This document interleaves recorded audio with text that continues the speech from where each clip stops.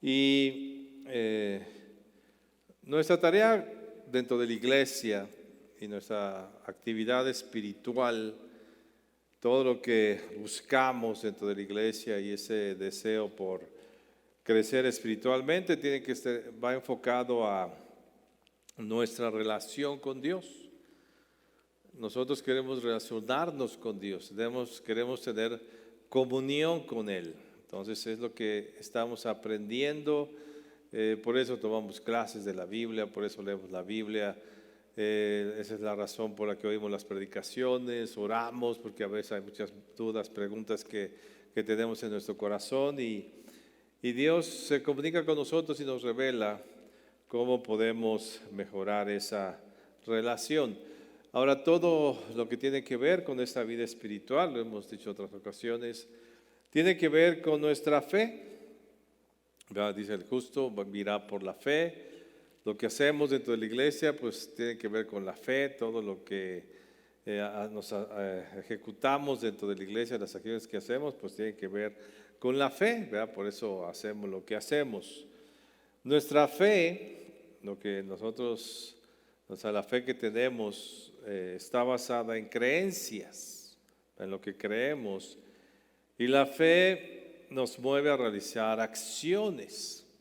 En otras palabras, nuestras creencias, lo que nosotros creemos, mueve nuestra fe para ejecutar acciones.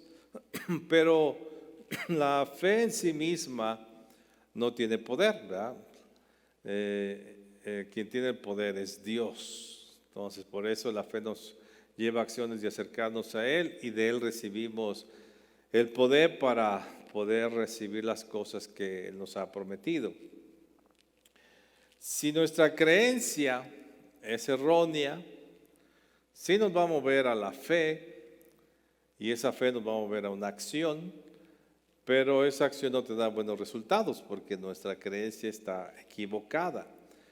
Por eso debemos creer correctamente, debemos creer conforme a lo que Dios nos enseña y nos instruye.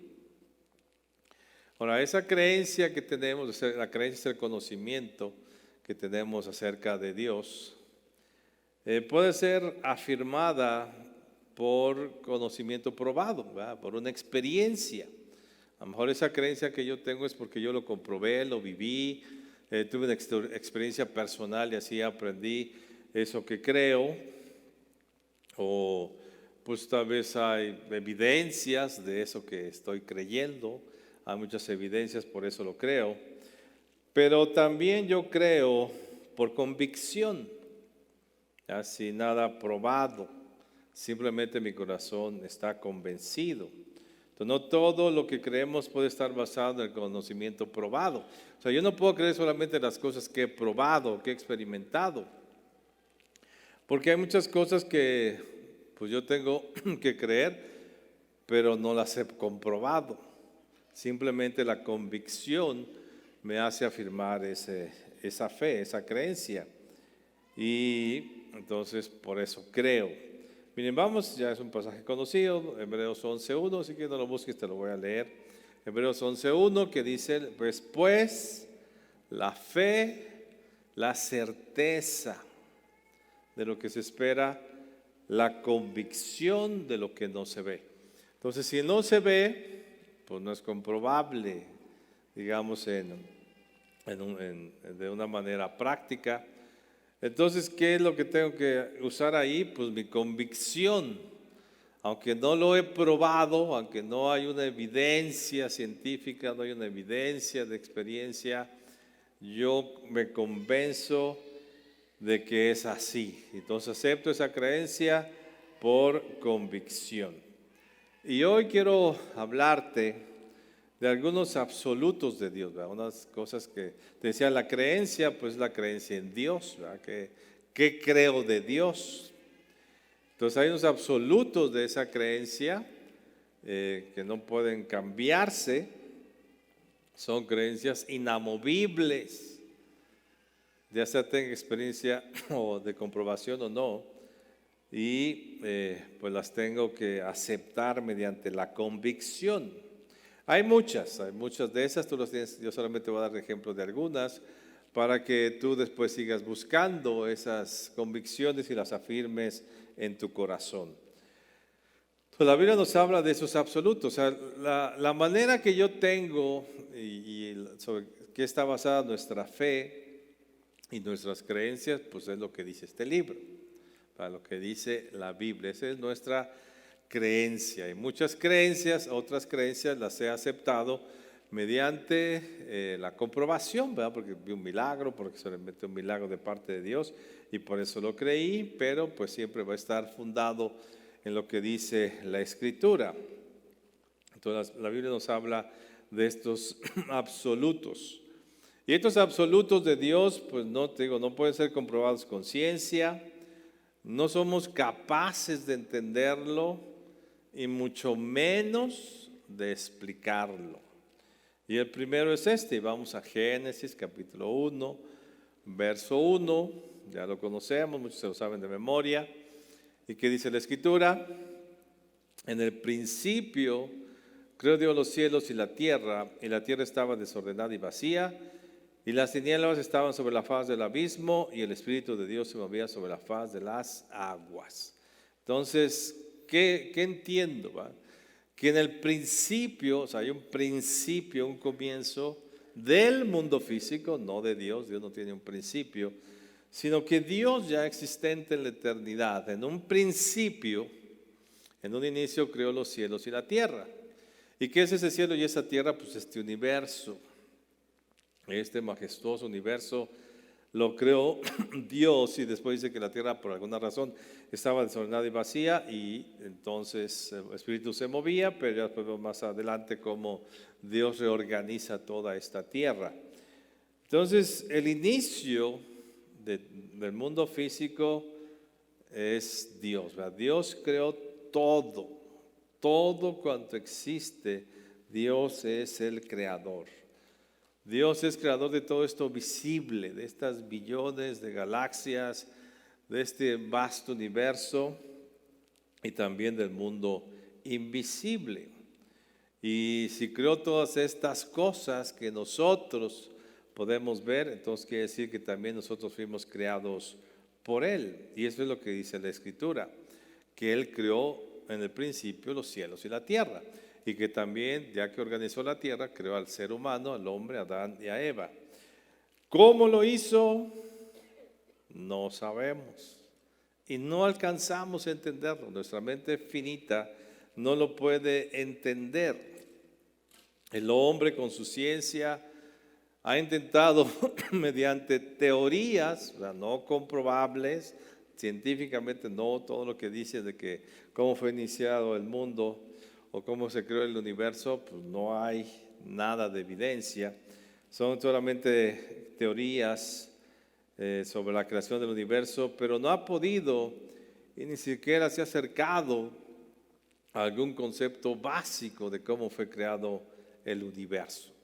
Entonces sí es majestuoso, para nuestra mente, nuestro razonamiento, nuestra lógica, nuestra ciencia o conocimiento no puede lo más mínimo entenderlo, pensarlo, imaginarlo y menos razonarlo.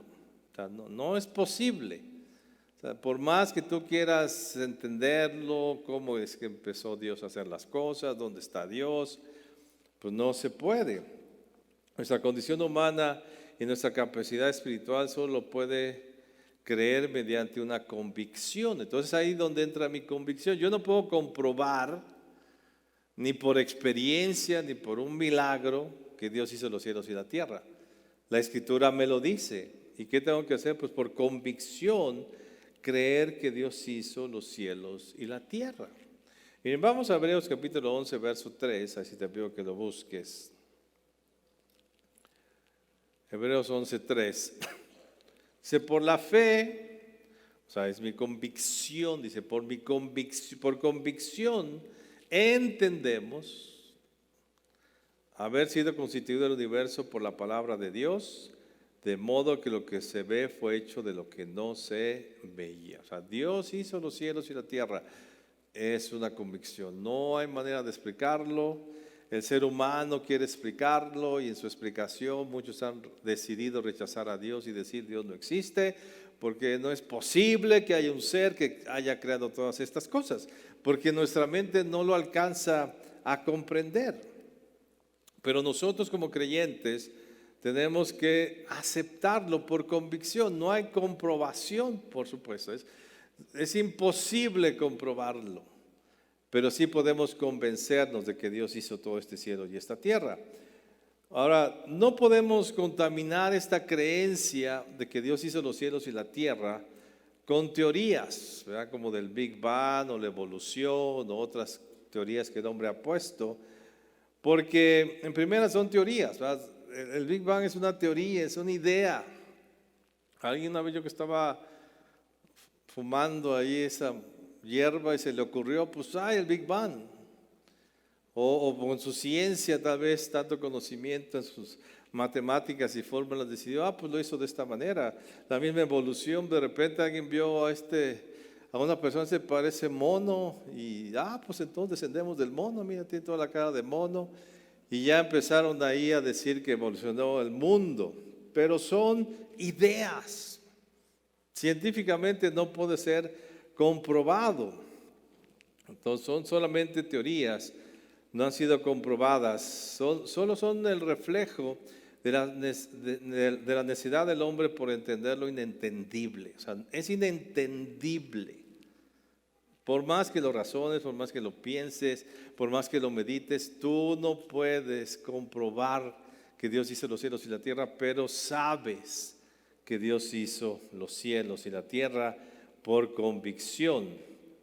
Y entonces esa creencia no puede ser contaminada, porque entonces afectará mi fe al acercarme a Dios. O sea, si yo por alguna razón digo, no, es que tal vez Dios no hizo todo, hizo una parte nada más del universo, tal vez pues nada más hizo esta parte, no hizo todo. O sea, si yo me acerco a Dios con mi creencia contaminada de que Dios hizo los cielos y la tierra, entonces no voy a entender ni a creer lo poderoso que es Dios.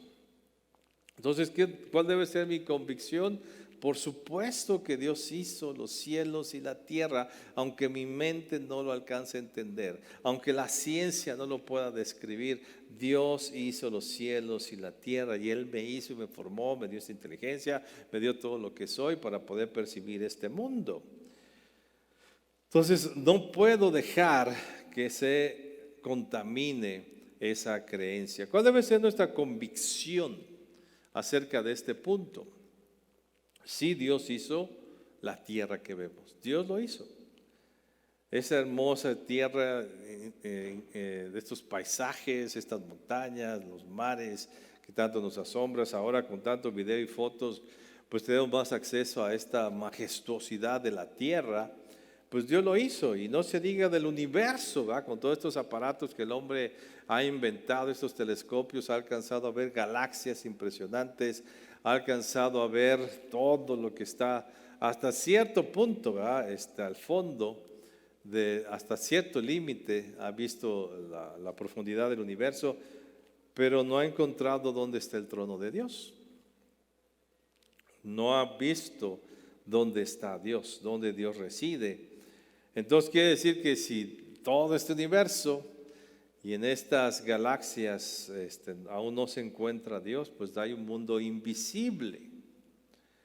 El mundo invisible que también fue creado por Dios y Dios lo hizo, y el poder de Dios es incomprensible, pero es mucho mayor que este universo impresionante. Entonces, cuando tú te pones a entender a afirmar esta creencia en tu corazón, dices, bueno, si Dios hizo todo esto, entonces, ¿quién es Dios? ¿Quién es ese ser majestuoso que hizo todas las cosas que veo y que me hizo a mí mismo? Entonces, imagínate, si Dios hizo todas estas cosas, ¿qué no podrá hacer por ti? Por eso mi creencia es afirmada o afirma mi fe, y mi fe me afirma mi acercamiento a Dios. Entonces, cuando yo tenga alguna necesidad o problema, podré buscar a Dios, ese Dios que hizo este vasto universo, y podré esperar que ese Dios que hizo todas estas cosas pueda hacer algo por mí. Si tú como cristiano quieres una relación sana con Dios, una comunión sana con el Señor, no puedes cambiar este absoluto. No puedes decir por ninguna otra forma, decir pues tal vez no hizo todo, o tal vez pues hizo parte, o tal vez, entonces nuestro corazón, el tal vez va a poner en duda nuestro corazón. Dios hizo todo lo que existe, visible e invisible. Imagínate, Dios hizo todo. Hizo y tú dices, bueno, ¿para qué hizo todo este universo? Porque quiso hacerlo. Y dentro de este vasto universo todavía existe un mundo invisible mucho más grande que este vasto universo. Imagínate quién es Dios. Entonces, cada vez que tú te acercas a Dios, cada vez que tú vienes a la iglesia a adorar a Dios, cada vez que tú abres su palabra, si tú tienes una creencia firme en tu corazón de que Dios hizo todas las cosas, tu acercamiento hacia Él va a ser diferente a que si dudas en tu corazón que Dios hizo todas las cosas. Ahora, el segundo absoluto de Dios nos lo enseñó el Señor Jesús, que tiene que ver con este primero. Y vamos a Mateo capítulo 19, verso 26. Mateo 19, 26. Y el Señor les dijo, dice, y mirándolos Jesús les dijo, para los hombres esto es imposible, mas para Dios todo es posible. Si Dios hizo los cielos y la tierra y este vasto universo, para Dios todo es posible. Y este es un absoluto también de Dios. Todo, no hay una cosa que Dios no pueda hacer.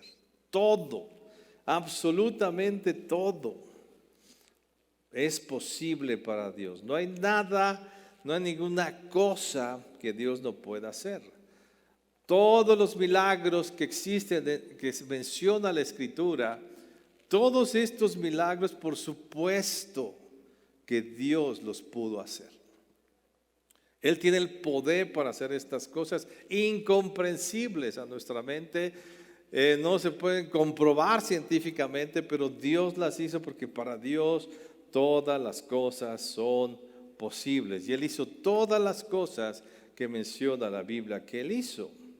Entonces no podemos tratar de darle una explicación científica. Muchos cuando menciona la Escritura que Dios abrió el mar, le quieren dar ahí una explicación científica, es que vino un viento del otro lado y vino del otro lado, se chocaron los vientos, entonces se entraron exactamente al mar y entonces hicieron que el mar se separara y entonces el pueblo pasó en seco, ya que de repente les dio tiempo y entonces ya de repente todos los vientos se fueron por otro lado y el agua volvió a caer.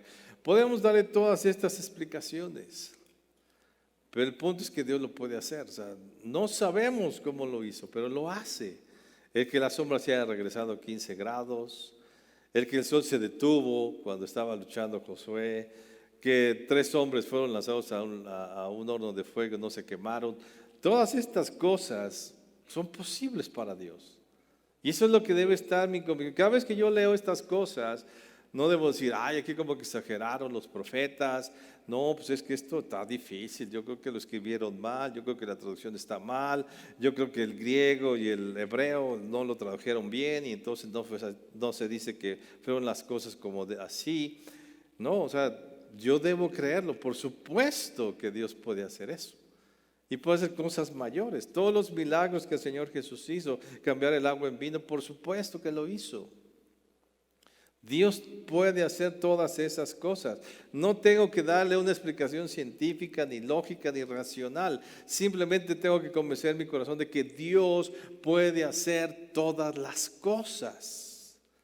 Que podemos pedir lo que sea y Él es poderoso para hacerlo.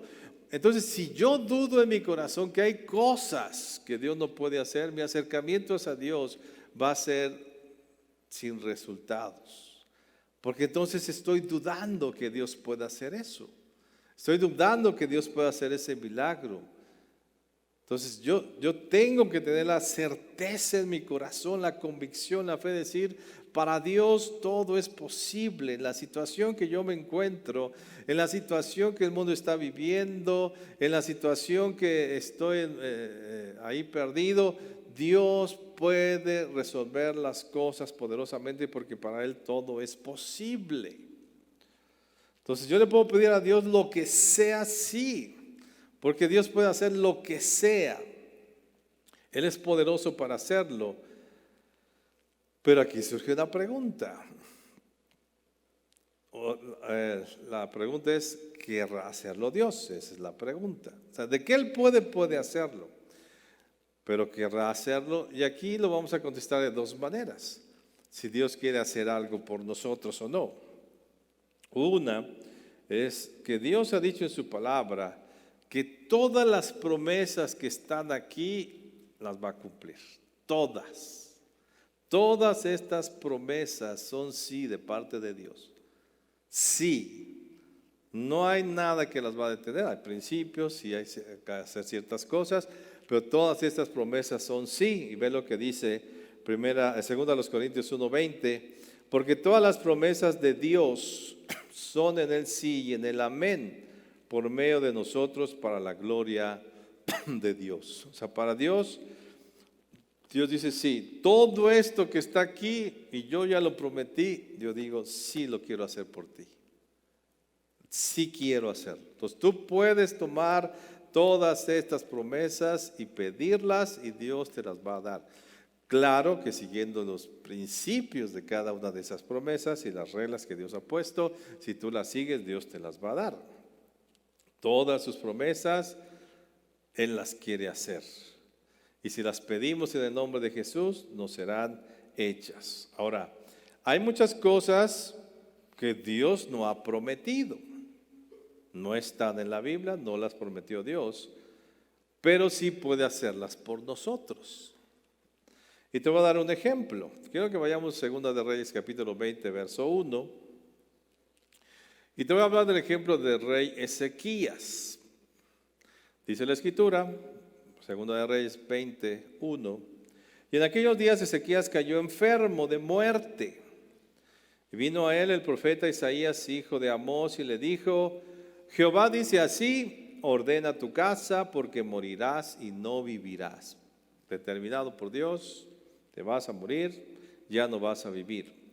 Entonces él volvió su rostro a la pared y oró a Jehová y dijo, te ruego, oh Jehová, te ruego que hagas memoria de que he andado delante de ti en verdad y con íntegro corazón y que he hecho las cosas que te agradan. Y lloró Ezequías con gran lloro. Mira, la Escritura dice que todo ser humano tiene un día de vida y el día que van a nacer, el día que va a morir. O sea, está establecido por Dios el día que la gente va a morir. Sí dice la Escritura que hay gente por sus acciones y puede ser por el pecado, por el riesgo, por la enfermedad, por la forma en que no se cuida, puede adelantar el día de su muerte. Pero nunca hay la promesa de que Dios a todo ser humano le va a dar 90 años, a todo creyente le va a dar 90 años de vida. No está la promesa, no dice recíbeme y vas a vivir más de 100 años. ¿Lo dice la Biblia? No lo dice. Recíbeme y te voy a dar 20 años más de vida. No está integrada esa promesa en recibir a Cristo. Entonces dice que cuando Dios determina que alguien va a morir, pues va a morir. Pero aquí Ezequías hizo algo o convenció a Dios de hacer algo que no estaba prometido. Así es que nosotros podemos pedir a Dios cosas que no las ha prometido, pero yo se las puedo pedir y puedo por mi oración o por mi exposición convencerlo a que lo haga. Aquí el rey Ezequías se le había dado el tiempo, había terminado su tiempo y dijo, ya te vas a morir. Y él dice, pero no, pues la regué, me faltó tiempo, no he terminado todas las cosas, no terminé lo que tenía que terminar. Y le dice Dios, mira, no me dio tiempo de hacer todo lo que tenía que hacer, me equivoqué tal vez, desperdicié mucho tiempo, pero ayúdame y acuérdate de las cosas que yo hice por ti. Y entonces dice que ese ruego y esa exposición convenció a Dios. para que le diera 15 años más de vida. Y ve lo que dice el verso 4. Y antes que Isaías saliese hasta la mitad del patio, vino palabra de Jehová a Isaías diciendo: vuelve y di a Ezequías, príncipe de mi pueblo, así dice Jehová, el Dios de David tu padre: yo he oído tu oración y he visto tus lágrimas. He aquí, yo te sano al tercer día subirás a la casa de Jehová, y añadiré a tus días 15 años, y te libraré a ti y a esta ciudad de la mano del rey de Asiria, y ampararé esta ciudad por amor a mí mismo y por amor a David mi siervo. Y dijo Isaías: toma masa de higos, tomándola le pusieron sobre la llaga y sanó. Entonces, Dios, eso es lo que quiero que entre en tu mente, ¿va? Dios puede hacerlo todo. Todas las cosas las puede hacer. Y las promesas son sí y amén en Cristo Jesús. Y si hay algo que Dios no ha prometido, pero que tú anhelas, tú puedes convencer a Dios de que lo haga, pero de que puede hacer Dios lo que tú quieres, lo puede hacer. Y lo puedes pedir y quizás convences a Dios de que lo haga. Entonces, no debemos limitar nuestra fe por la teología. O sea, es cierto, hay enseñanzas ahí que dicen: no, para estos tiempos Dios, el Señor ya no sana a los enfermos. Ya hay gente que cree eso: yo creo en Cristo, me voy a morir, pero nunca me va a sanar, porque eso de la sanada ya terminó. Esa es su fe, eso es lo que cree, pero Dios dice que todas las cosas las puede hacer. Entonces, cada vez que tú te acercas a Dios, tú puedes acercarte convencido de que todo lo puede hacer Dios por ti.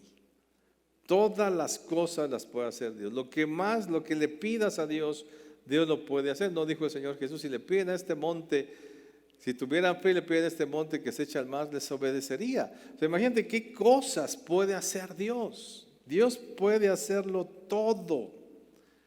Esa debe ser mi convicción. Si tú en algún punto de tu petición, o cuando te acercas a Dios, dudas y dices: no, es que esto no, está difícil. Está difícil para Dios que lo haga. Entonces tu fe ha sido contaminada. Tu convicción ha sido contaminada y difícilmente vas a poder recibirlo. Pero si tú cada vez que te acercas a Dios te sientes convencido de que para Dios todo es posible, lo que tú le pidas a Dios, Él te va a decir que sí, o quizás te diga que no, como en aquella ocasión cuando Pablo le dice: Dios, quítame este dolor o este problema que tengo en mi vida. Y Dios dijo: no, bástate mi gracia, no te lo voy a quitar. Dios te puede decir que no, pero no puede decir, no es que Dios no pueda, simplemente Dios no quiere. Entonces mi convicción debe ser: Dios puede hacer todas las cosas. Lo que para la ciencia es difícil, lo que para la teología es difícil, lo que para la lógica es difícil, lo que para nuestra mente es difícil, para Dios es posible. Lucas 18:27, el Señor Jesús nos lo dice de esta manera: y Él les dijo: lo que es imposible para los hombres es posible para Dios. Todas las cosas son posibles para Dios. Entonces tú debes acercarte a Dios con esa convicción. Todo es posible. Y no se digan sus promesas, son posibles, son absolutos. Dios dijo que todas sus promesas son posibles. Tú puedes reclamar todas sus promesas y siempre será un sí de parte de Dios. Y si hay algo que Dios no ha prometido y que tú deseas, tú le puedes pedir a Dios y convencerlo. Dios no ha dicho que todos van a tener un Lamborghini, pero si un día tú le quieres pedir a Dios un Lamborghini y te lo quiere dar, dependiendo de tu corazón, de tus intereses, todo, claro que Dios te lo puede dar. O sea, Dios te puede dar lo que sea, porque Dios puede hacerlo todas las cosas en tu vida. Dios puede sanarte de cualquier enfermedad. Esa debe ser nuestra certeza. Pero hemos dejado que esta parte sea contaminada por muchas cosas que pasan en el mundo, por el mismo dolor, por la misma experiencia, por las palabras de otras personas, por la misma enseñanza de otras personas.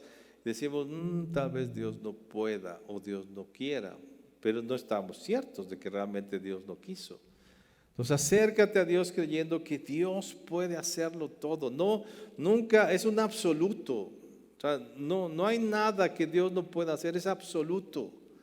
No hay nada imposible para Dios. Y Jesús lo enseñó varias veces. Nada es imposible, entiéndelo. Nada es imposible para Dios.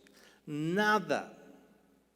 Imagínate al que le pides, al que le oras, para él nada es imposible. Eso es lo que Jesús nos está queriendo decir con estas frases. Que para Dios nada es imposible, que nos acerquemos con esa confianza de que para Dios nada es imposible. Es un absoluto. No lo contamines, no digas, es que la teología dice que esto tal vez no. Es que de acuerdo al punto teológico que dicen y que la traducción que hubo, entonces no, Dios no puede hacer esto. No, Dios puede hacerlo todo. Todo. Para Él nada es imposible.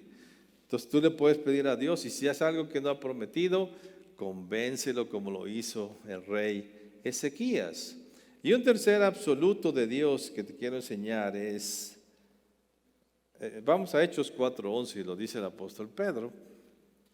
Hechos 4:11 y dice así, este Jesús es la piedra reprobada por vosotros los edificadores, la cual ha venido a ser cabeza del ángulo. Y en ningún otro hay salvación, porque no hay otro nombre bajo el cielo dado a los hombres en quien podamos ser salvos. ¿Sabes? Este es otro absoluto. Nadie puede ser salvo solamente a través de Cristo. No hay salvación en ningún otro lugar más que en Cristo. Es el único medio de salvación dado a los hombres. Es la única manera que el ser humano se puede salvar y puede sus pecados ser perdonados y salvarse. La salvación eterna y el perdón de pecados solamente lo puede hacer Cristo. Nadie más. Ningún otro profeta, ninguna otra doctrina, ningún ser humano puede lograrlo más que Cristo. No hay otra manera. No existe. Solo Cristo puede salvar al ser humano. Es un absoluto de Dios. 1 Timoteo 2:5 dice, porque hay un solo Dios y un solo mediador entre Dios y los hombres, Jesucristo, hombre, el cual se dio a sí mismo rescate por todos, de lo cual se dio testimonio a su debido tiempo. O sea, solo hay uno y se llama Cristo. Esto es inamovible. No hay forma en que el ser humano se salve de otra manera, solamente a través de Cristo. Y si nosotros contaminamos esta creencia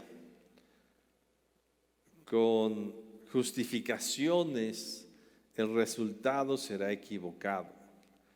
Si aceptamos y decimos, bueno, es que es buena persona, tal vez se salve sin conocer a Cristo. No es así. Si decimos, es que es buen budista y sigue bien y mira, es bondadoso, hasta me regala comida, me saluda todos los días. Yo creo, ¿para qué le predico de Cristo? Pues se va a salvar así como budista. No. No podemos cambiar este absoluto de Dios. No hay otra manera. El ser humano no se puede salvar más que a través de Cristo. No hay otra manera. Y si no lo creemos profundamente, no cumpliremos nuestra función de predicar el Evangelio. Fíjate, los apóstoles estaban tan convencidos de esto, sabían que era la única manera en que el ser humano podía salvarse, que arriesgaron sus vidas y se iban a ciudades paganas, ciudades que no conocían de Cristo, y se ponían a predicar en medio de esa ciudad y se exponían a que los apedrearan, a que los encarcelaran, a que los golpearan, porque sabían que el único medio de salvación es Cristo. No dijeron, bueno, ¿para qué? Miren, ya no prediquemos, los judíos estamos bien, ya sabemos que Cristo es la respuesta. Aquellos griegos, pues a lo mejor bonachones, creen en Diana, dejémoslos en paz, ¿para qué nos metemos en problemas? Que sigan creyendo ellos, a lo mejor se salvan, Dios nos va a salvar. No hubieran predicado el Evangelio, porque tomaron de excusa. Entonces, si yo no tengo este absoluto firme en mi vida, no cumpliré la función importante de predicar el Evangelio, porque entonces me justificaré para no predicar el Evangelio. Mira, yo me acuerdo los tiempos que me convertí, cuando éramos muy pocos cristianos en México, menos del 1% éramos cristianos en todo el país. Lo que nos enseñaban era esto. ¿Saben qué? La única forma de salvación es Cristo. ¿Sabes qué hacíamos? Nos metíamos en problemas con la familia. Y le predicamos al papá, a la mamá, a los hermanos, y nos insultaban y nos decían de cosas. Y a muchos los corrían de sus casas. Pero predicábamos que la única respuesta de salvación era Cristo. Y predicábamos a Cristo porque sabíamos que si no les hablábamos de Cristo, nuestra familia se podía perder. Pero ahora ya no. Ya no predicamos tanto el Evangelio. Decimos, bueno, quizás se salve. A lo mejor Dios es tan bueno que lo salva. Y ¿para qué le hablo de Cristo si es re enojón? ¿Para qué me meto en problemas? ¿Verdad? Mejor lo dejo así. Y no, ahí da el tiempo. No estamos convencidos. Yo recuerdo los desayunos evangelísticos, era la gran oportunidad. Y nos esforzábamos, comprábamos el boleto. Yo recuerdo una vez invité a mi hermano mayor y yo le dije desde un mes antes, vas a ir al desayuno, ya te compré el boleto. Sí, voy a ir. Y cada semana, vas a ir, yo ya lo compré, ya lo pagué. Y el día del desayuno, tenía flojera y dice, porque era sábado, dice, no voy a ir. Digo, ¿cómo no? Tú vas, le eché agua, no sé qué tanto le hice. Tú vas porque yo pagué tu boleto. Y no era por el boleto, era porque yo quería que él oyera del Evangelio y lo obligué y fue. Y aceptó al Señor. Esa era la carga que teníamos. Sabíamos que si yo no predicaba el Evangelio, mi familia se iban a perder, pero ya no lo pensamos así. Ya damos otras opciones. Es que quizás sí se salve sin Cristo. Quizás la iglesia cristiana no es el único medio de salvación. Quizás Cristo no es el único medio. Hay otras maneras. Ya no predicamos. Y dejamos a la suerte a nuestros parientes. Bueno, pues si se salvan, pues que se salven. Y si no, pues que se pierdan. Es que Dios es bueno. Finalmente va a salvar a todos. Se nos ha olvidado. Y tal vez se están perdiendo. Si los apóstoles hubieran pensado así, no se expande el Evangelio. Ellos estaban dispuestos a dar sus vidas y las dieron muchos de ellos por causa del Evangelio. Fueron golpeados, azotados. Y tú lees a Pablo y todas las cosas que dice. ¿Por qué lo dice? Por predicar el Evangelio. ¿Qué estamos haciendo ahora? Cómodos, justificando que hay muchos medios de salvación. Y no es cierto. Y muchos de tus seres queridos que no les has predicado se están perdiendo. Y se van a perder si no les hablas de Cristo. Porque el único medio de salvación es Cristo. Ya no nos interesa evangelizar. Porque estamos contaminados diciendo que no es necesario. Porque la gente finalmente se va a salvar. Y no es cierto. El único medio de salvación es Cristo. No hay otra forma. No justifiques tu falta de creer para decir que hay otra forma de salvación y por no predicar el Evangelio. Tenemos que predicarlo, si no la gente no se va a salvar. ¿Sabes? Si la gente no recibe a Cristo no se va a salvar. ¿Y qué dice la Escritura? Y si no hay quien les diga, no van a escuchar. ¿Y quiénes son los que decimos nosotros, los que ya oímos el Evangelio? Nos cargábamos antes, de veras compartíamos el Evangelio a todos. En el trabajo nos odiaban. A mí en la escuela se burlaban de mí. Decían, ya otra vez Alanis con sus cosas. Digo, pues aquí estoy, yo les voy a hablar de Cristo, ya saben, no hay de otra manera, les voy a hablar de Cristo. Y les hablaba de Cristo. Muchos aceptaron, otros no, pero yo sé que les hablé de Cristo y Dios hará su obra allá. Pero predicábamos porque sabíamos que, ¿cuál era la carga de predicar? Es que si no les digo se van a perder. Ya no existe esa carga. Es que si no le hablo a esa persona, ¿cómo va a recibir a Cristo? Eso es lo que pensaban los apóstoles. Es que le decía, le decía Pablo a Esteban, es que mira, si no va, a Silas, si no vamos a Bernabé, si no vamos a esa ciudad, se van a perder. Pero Pablo, es que está bien duro allá el evangelio. Está bien duro, nos puede matar, no importa. Dios nos respalda, pero tenemos que decirles que Cristo salva. Arriesgaban sus vidas, ¿y ahora qué hacemos? Ay, decía el evangelista, no tengo nadie que invitar. O sea, no conoce a nadie. Toda la gente que yo conozco son cristianos. ¿De veras? Todos son cristianos. Te aseguro que hay mucha gente que tú conoces que nadie le ha predicado, ni tú tampoco. Porque para ti no es importante. Porque tú no tienes esa creencia, afirmar esa convicción en tu corazón, decir solo Cristo salva, tú no lo crees. La has contaminado diciendo, hay otras maneras en que se salve esa persona. No necesito predicarle el evangelio. Mira, 3 ejemplos solamente. Te puse, hay muchas otras absolutos de Dios que tenemos que afirmar nuestra fe. Pero te decía, nuestra fe son creencias.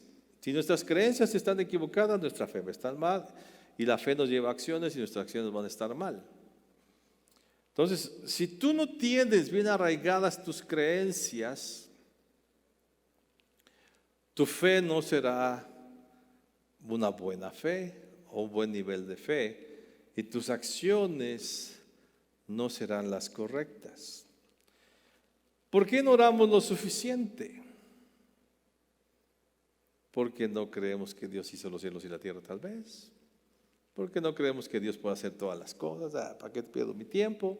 De todos modos oro y no pasa nada. Porque no lo crees. Pero si tú creyeras, estuvieras convencido de que Dios puede hacer todas las cosas en cualquier problema, no dejarías de orar. Y estarías pegado, orando hasta que Dios te responda. Pero, como tú dices, mejor le echo ganas yo y Dios no puede hacer esto, y ya ni oras. Pues, ¿para qué oras si Dios no lo puede hacer? ¿Por qué no leemos la Biblia lo suficiente? Porque no creemos que es la palabra de Dios. Porque decimos, bueno, escribieron los hombres, hay muchos errores, hay muchas traducciones, no lo tradujeron bien, ¿para qué la leo? Ni la entiendo y me duermo cada vez que la leo. No tienes fe en la palabra. No crees, como Pedro decía, esta es la palabra profética más segura que tenemos. Dice, no, tengo otra, mejor voy a ir ahí. Mejor me voy a los TikToks a ver qué dicen cómo se va a acabar el mundo. No valoramos los mandamientos, por eso no buscamos la santidad. ¿Para qué soy santo? Dios no es galardonador de los que lo buscan. Me va igual si peco o no peco. Pues para qué guardo los mandamientos. Vean, si yo no tengo mis creencias firmes, mis acciones no van a ser firmes. No diezmamos, decimos, pues, Dios, ¿le va a dar al pastor? No, yo no le voy a dar a la iglesia tampoco. Yo no le voy a dar a nadie, porque a Dios no lo veo, entonces ¿para qué le doy a quién le voy a dar? Si Dios no está aquí, no está en el universo, no hay un trono de Dios, mejor ya hasta el final, mejor me lo echo todo yo. Yo lo uso como quiera, porque no tengo firmes mis convicciones. ¿Por qué? No tenemos esa firmeza, tenemos que tener los absolutos. No es comprobable, pero si hay convicción y tienes que convencer tu corazón, así es porque Dios dice que así es y así lo voy a creer y así lo voy a determinar. Nuestra creencia determina la forma de acercarnos y relacionarnos con Dios. Nuestras creencias, de acuerdo a lo que tú crees, tú te relacionas con Dios. Mira, te voy a leer esta, Hebreos no lo dice bien. Hebreos 11:6, no lo busques, te lo voy a leer. Dice, porque es necesario que el que se acerca a Dios crea que le hay y que es galardonador de los que le buscan. Porque es necesario que nos acerquemos a Dios creyendo, con firmeza en nuestro corazón. O sea, tu fe, tus creencias determinan tu fe y tu fe determina tus acciones. Entonces, ¿por qué mucha gente deja de venir a la iglesia? Porque no cree que Dios esté aquí. ¿Por qué la gente, hace muchas, no estudia la Biblia? Pues porque no es importante. O sea, no les es importante porque su concepto de Dios no está bien firme. Nuestras creencias determinan nuestra fe y nuestra fe determina nuestras acciones. Y si tenemos una creencia correcta, nos acercaremos y nos relacionaremos con Dios correctamente. Es necesario tener convicciones en el corazón, porque tus convicciones te van a llevar a esas acciones de fe que te van a dar resultados. Hay muchas, te dije, solamente te dije 3, búscalas, ya fírmalas. No dudes. No dudes por lo que los demás dicen, no duden por las circunstancias, no dudes por que no es comprobable, no dudes porque tu mente piensa que Dios no puede hacerlo. No, tú créelo por convicción y así acércate, que Dios puede, que Dios hizo los cielos y la tierra, que Dios puede hacerlo todo y que el único medio de salvación es Cristo y todas las demás cosas que dice la Escritura. Cierra tus ojos un momento.